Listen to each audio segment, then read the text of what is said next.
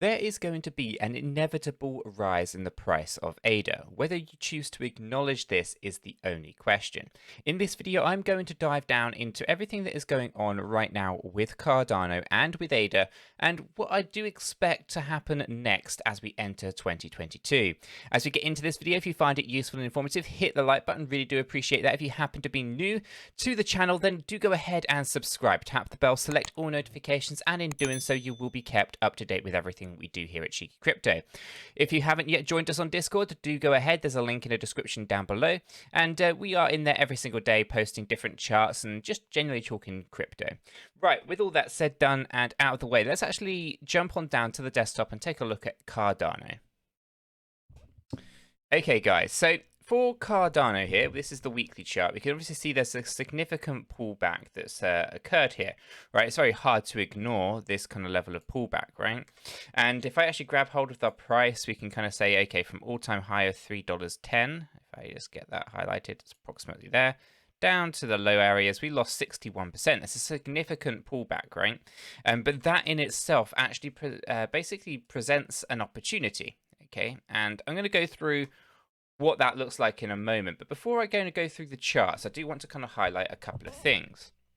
First of all, smart contracts did go live, and that was basically, you know, a lot of hype kind of going into smart contracts. Everyone was kind of falsely under the impression that you're going to have, I guess, dApps running on the ecosystem the second that those smart contracts went live, which obviously isn't going to be the case. You need time to develop those dApps on the ecosystem, right? So you saw smart contracts. Now, that doesn't mean that you know, a developer can't go ahead and actually launch a project on Cardano.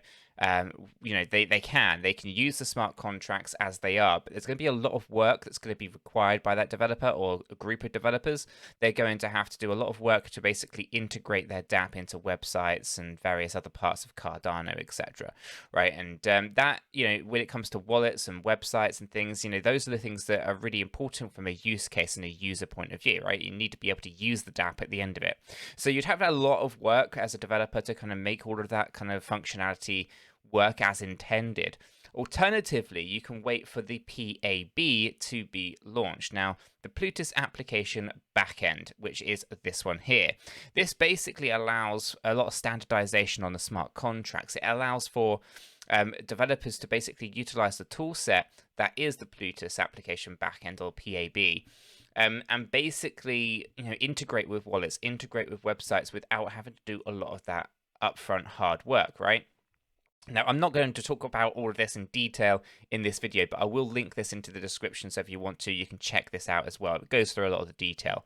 Okay, this is actually from October 2021, right? But now, obviously, this in itself is fantastic because it just gives you that level of standardization that is required for scalability, and to see a lot of dApps launching on the ecosystem in a relatively short space of time. Okay, so it prevents you know, huge upfront costs for you know, dApps that are being built. Because you don't have to have a whole set of developers building out every single piece of code. You can utilize the tool set, right? And obviously, it does make things a little bit more standardized across the entire ecosystem, therefore helping to add to security, etc. Right? So pretty good kind of things going on in the background here for the Plutus application backend. Now, this has gone live on the testnet. It's being tested, and it's only, you know, really a few weeks away from getting out there now, right? And, you know, this actually led to some FUD kind of going on and out there in terms of the Plutus application backend, that PAB, right?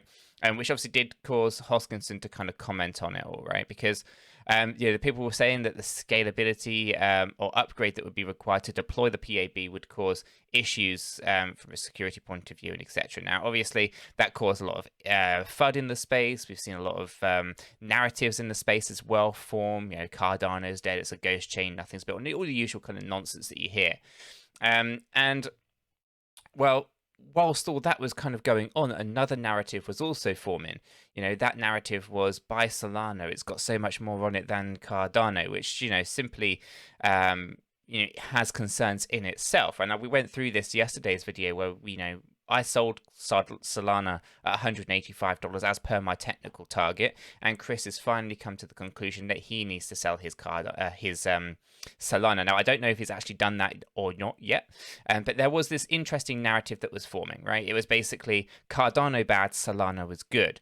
And actually, on the flip of it, when you actually dig deeper and do the research, Solana is bad, Cardano is good. Okay, so it's important that you understand these differences, and you've got to do some pretty good research to understand what's going on, and also have a good frame of mind, right? You don't be married to any one bag. For example, Solana was looking very good when I sold my Solana at $185, but my technical targets came in and I was out, right? I'm not married to a single bag. Now for Cardano here, there's huge potential. You have to do the research and you have to ignore the FUD. There's a lot of people who don't want Cardano to do well, and therefore you have to kind of go deeper than just that top layer of FUD that's out there. In doing so, though, you can come across some pretty interesting things that do have some pretty good traction in the future, right? And which is why I called Cardano out yesterday in my top 5 coins for 2022. Now, when obviously this actual PAB goes live on the mainnet and actually launches, we are going to start to see significant number of dApps launch on the ecosystem, right? And it's going to be a large amount of them. There's a lot being built there. Obviously, just because it's built on Cardano doesn't make it safe either. You've got to bear in mind that every single ecosystem out there is full of scam projects. So you've got to do your own research on every single dApp that is going to be launching. With that being said, there are going to be some absolute gems that are launching on the Cardano ecosystem. So definitely check them out. Okay, and there's going to be a lot of them. Okay, so we have to understand that. Now, when you actually get those dApps launching, that's going to increase the transactions on the mainnet. Okay. Now, obviously, there's lots of things going on in the background when it comes to Cardano, right? We had Ethiopia with 5 million students and teachers, right, that are going to be getting those digital IDs in 2022. Now, each of those digital IDs is a transaction, okay? So that's a transaction on the mainnet. That's going to increase the use case of ADA just in itself. That's 5 million transactions. You then have Boost Mobile, okay? Again, something that's going to see a significant number. I think it was 8 million users get digital identifications there as well. Okay, so that's basically 13 million transactions that we're going to start seeing into the ecosystem. That all will require ADA to actually have those transactions. Now, those are really small fractions of a penny in terms of, in terms of actual fee that you're going to be paying for those transactions, right? That's kind of irrelevant to my point. There's going to be a large amount of ADA required when you have millions upon millions of transactions. That means there's going to be a demand for ADA, okay? Now, above and beyond that, what can we see? Well, there's something similar has happened already. And when we start to think about Polygon's Matic, it wasn't exactly doing terribly too much, right, at the beginning of 2021. It wasn't until there was a use case for it did it actually start to increase. Now, this is transactions, daily transactions for Polygon. And obviously, we started to see a very significant rise in the transactional volume on Matic, or the use case of Matic, over time. And this was because basically people were migrating from Ethereum to Polygon's Matic in order to lower those gas fees, right? And this is the power of that. And at the same time as seeing this, we also saw, if I can find the Matic chart here, in line with that, coming into the 2021, huge price appreciation of Matic, okay? So what you ended up with was huge transactional spikes, huge spikes in terms of price. Okay, so it's good to understand that transactional volume is going to be a huge driver to the future price appreciation of ADA. So when we come back to the chart here for Cardano, and we start seeing this huge pullback of 61%, since August, then actually this is an opportunity to potentially get in before things really do take off again, right? And we can see down here, this was from August 2020 down to September of 2020. We actually traded sideways through until the end of November here, okay? So right now, we kind of are in line with our kind of expectations of what happened previously. The pullback has been fueled by FUD in the space, and this actually could be a fantastic opportunity. Now, there's something else on this weekly chart I do really want to highlight, okay? But this is before I get into the kind of smaller time frame stuff. So basically, the bull run started down here in March of 2020, right? At this point, we were oversold. Basically, we rode this up nicely for wave 1. We also pulled back into this wave 2 area. We were also oversold. We then rode up wave 3. We came back for a wave 4 low. We were oversold. We pushed up to what I'm going to call a wave 5, even though it is very, very shallow. And we've pulled back recently just here, and we're oversold. Now, what's happened every time since we were in this oversold area on this weekly chart? We had a huge spike to the upside here, getting us into overbought. We had a huge spike here, getting us up into overbought. We had a huge spike here. All-time highs were hit. Back up into overbought. What do we think is going to happen here, guys? We are going to be pushing up significantly to the upside, okay? So really, even if you just take into consideration no fundamentals, from a technical point of view, just looking at this data, it's actually looking like a very good proposition, right? Now, I'm not a financial advisor. Chris is not a financial advisor. It's important that you do your own research. And that's kind of why I went through, what's kind of going on in the space in the background, as to say why I do think, Cardano is going to do incredibly well in 2022. Not only from a technical point of view, are you in a very good technical position to be accumulating ADA, specifically on the larger timeframes with a larger perspective in where your future gains are coming from. But the fact that there's going to be so many more transactions occurring in 2022 than any of the other years that we've seen previously with Cardano, that we are going to see a significant demand for ADA. And as we already know, there's a significant squeeze on the supply with so much of it already delegated. This basically comes down to two very fundamental things: supply, demand. When you have those under control or under the right circumstances, you're going to see huge price appreciation. The same thing can be applied to almost anything in the space, whether that is a loaf of bread and you've got a problem with supply chain, all the way through to the price of oil during some crisis. There's going to be a lot of things that you're going to want to kind of really review, analyze, and get into if you want to understand truly where things are likely to go.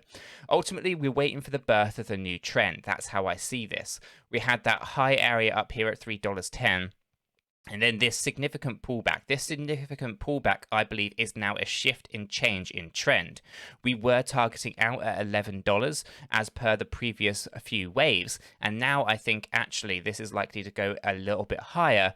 And we are going to see a new trend form as everyone piles into Cardano in 2022. A lot of these other protocols that have been pushed up, be that Solana, KDA, for example, I think these are protocols that have basically had a lot of FOMO activity. People have been chasing those green candles. And once Cardano gets going, I think it's going to be very, very difficult to stop it. So one to watch out for. I do think that Cardano is going to do incredibly well for all of the reasons I have listed in this video. One, we are going to have that Plutus application backend launch on the mainnet shortly. That's going to see a flurry of dApps launch on the ecosystem. We have seen the ERC20 converter go to testnet as well, where we're going to be able to see the migration of ERC20 tokens over to Cardano as well. We're going to start seeing projects migrating from Ethereum to Cardano. We're going to see an increase in transactional volume, not just because of the dApps that are being launched on the ecosystem, but because of Ethiopia and Boost Mobile as well. We already have artificial intelligence integrating into the ecosystem. Oracles are already there with API 3, Charlie 3, Chainlink. This ecosystem is getting poised and ready to go. There is an EVM as well, so if you don't want to have to change from Solidity, then of course you can go ahead and just launch on the sidechain on the Ethereum virtual machine. Of course, though, according to Dr. Ben 𝗕𝗏𝗄𝗧, Haskell is a lot more secure than Solidity, and that's actually more or it's easier to write insecure code with Solidity than it is with Haskell. So there is going to be this, I guess, development curve for many developers out there to actually jump onto the Cardano ecosystem, leave behind some of these legacy systems that are insecure by their nature. Something that we've seen, with Ethereum over the years, and something we've also seen most recently with Solana in terms of the bug that took months to get fixed. So it's important that we understand that Cardano has definitely got things lined up ready to go in a pretty good position, and I am expecting very big things in 2022. Guys, I'm going to leave this video there. If you have found it useful and informative, hit the like button. I really do appreciate that. If you happen to be new to the channel, then why not go ahead and subscribe? Tap the bell, select all notifications, and in doing so, you will be kept up to date with absolutely everything that we do here at Cheeky Crypto. With this said, done, and out of the way, I hope everyone has a fantastic day, and I'll catch you all in the next one.